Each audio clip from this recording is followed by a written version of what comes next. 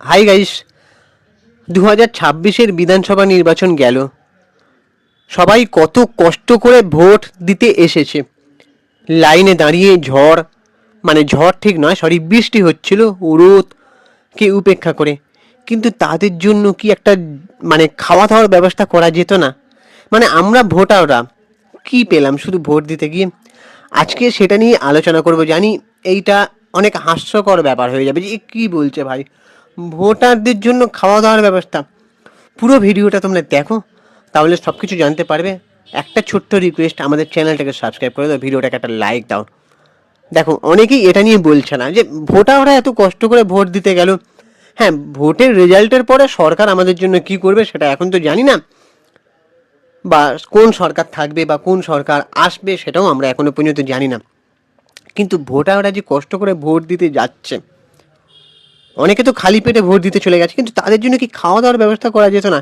এই প্রশ্নটা অনেকেই তোলে না। হয়তো আমি প্রথম ইউটিউবার যে কিনা এই প্রশ্নটা তুলছে। কারণ এটা নিয়ে আমি ভিডিও বানাতে বানাতে ভাবছিলাম, আমি তো আমার ভিডিও তো তোমরা দেখছো, একজন সাধারণ মানুষের কথাই আমি বারবার বলছি। তো এই কথাটা আমি ভাবছিলাম, মাথার মধ্যে ঘুরছিল যে ভোটারদের জন্য খাওয়া দাওয়ার ব্যবস্থা কেন করা হয় না। এবার তোমরা বলবে এখন যে ভোটারদের জন্য যদি খাওয়া দাওয়ার ব্যবস্থা করা হয়, তাহলে একটা বিরিয়ানির হাঁড়ি বসিয়ে দিলে তারা বিরিয়ানি খাবে না ভোট দেবে? কোথাও গিয়ে একটা ভোট কেন্দ্রে জটিলতা তৈরি হতে পারে। সবটা আমি বলছি, তোমরা পুরোটা শোনো, তাহলে বুঝতে পারবে কি বলতে চাইছি। দেখুন, সাধারণ মানুষ লাইনে দাঁড়িয়ে কাঠ ফাটা রোদে ঘন্টার পর ঘন্টা এবারে ভোট দিয়েছে। প্রথমে এবার বৃষ্টি হচ্ছিল, আমিও প্রায় বৃষ্টিতে ভিজে গেছিলাম। বৃষ্টিতে ভিজে গিয়ে আমি কিন্তু ভোট দিতে গেছি। আর এবারের ভোটটা কেউ আর ঘরে বসে থাকেনি, বলতে গেলে ম্যাক্সিমাম লোক ভোট দিতে বেরিয়েছে।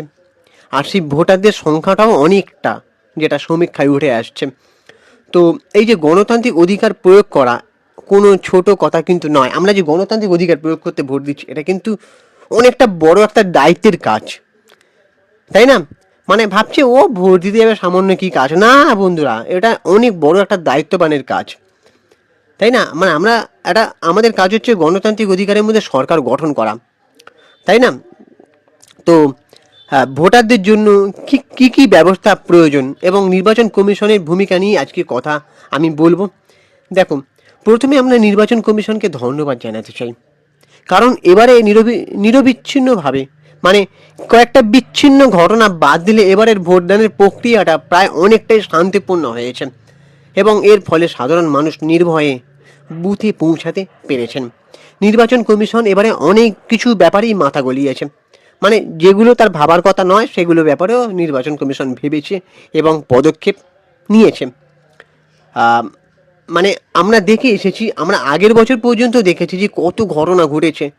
ভোট মানেই একটা জটিলতা সৃষ্টি, মারামারি, হানাহানি, কত কিছু হয়, প্রাণ নিয়ে টানাটানি পর্যন্ত হয়।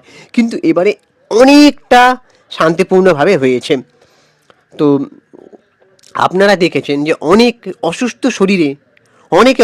শরীরে বা খুব বয়স্ক হয়েও ভোট দিতে এসেছেন।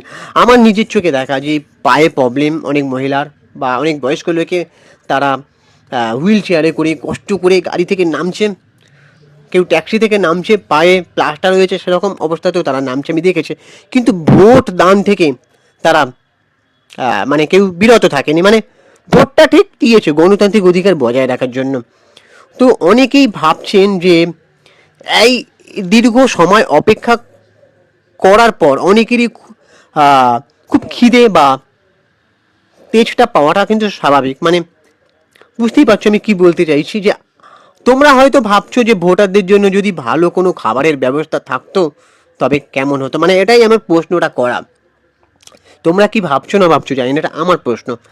তবে একটা বিষয় মাথায় রাখার দরকার, যে সরাসরি খাবার বা বিরিয়ানি বিতরণ করলে তা ভোট দেওয়ার বিনিময়ে প্রলোভন বা ব্রাইবারি হিসাবে গণ্য হতে পারে, যা নির্বাচনী আইনের পরিপন্থী।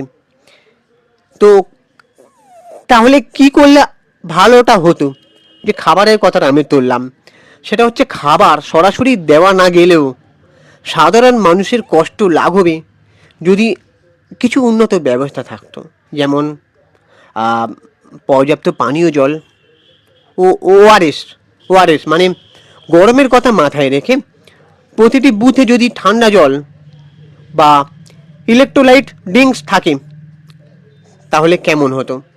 তারপরে বিশ্রামের জায়গা, অনেকে লাইনে দাঁড়াতে পারছিল না, যেটা আমার চোখে দেখা। লাইনে দাঁড়াতে দাঁড়াতে তারা, কিছু মহিলার আমি দেখছিলাম উল্টো দিকে গিয়ে একটা দোকান বন্ধ আর সেখানে বসে পড়ছে। তারপরে ওদিকে জওয়ান, সিআরপিএফ জওয়ান, তারা বলছে ম্যাডাম এখানে বসে থাকলে হবে না, লাইন দাও। ওই যে তারা যে কতক্ষণ ধরে, মানে এবারে তো দেখো জটিলতা বলবো না, এটা অনেক লোক ভোট দিতে গেছে তো তাই জন্য একটা লাইন হয়েছে। কিন্তু হ্যাঁ, আমি যেটা দেখতে পেয়েছি ম্যাক্সিমাম লোক 1 ঘন্টা লাইনে দাঁড়িয়েছিল ম্যাক্সিমাম।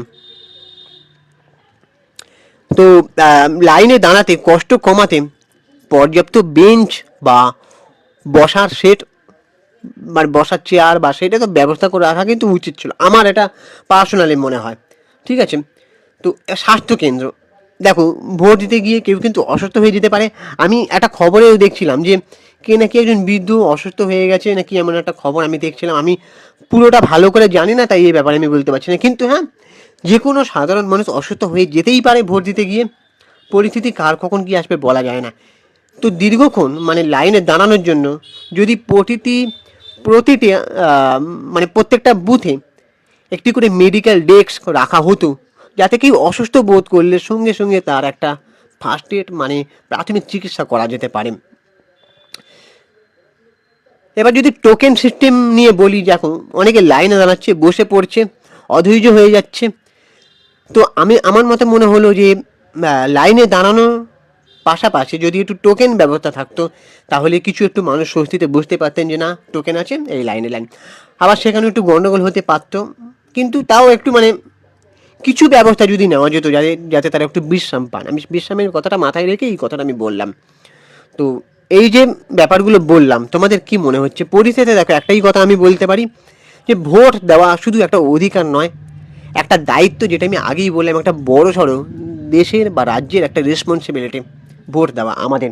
কারণ আমরা ছাড়া সরকার গঠন হতে পারে না, তাই আমাদের উপরই ভরসা করতে হয় সরকারকে, নির্বাচন কমিশনকে।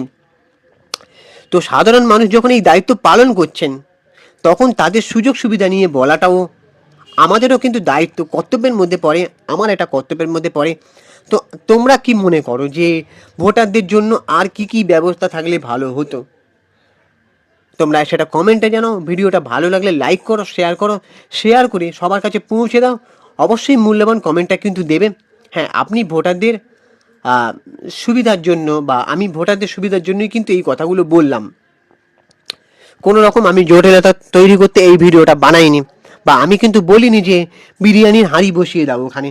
কারণ আমি ভালো করেই জানি যে বিরিয়ানির হাঁড়ি ওখানে যদি বসানো হয় তাহলে সবাই বিরিয়ানি খেতে শুরু করবে, কেউ ভোট দেবে না।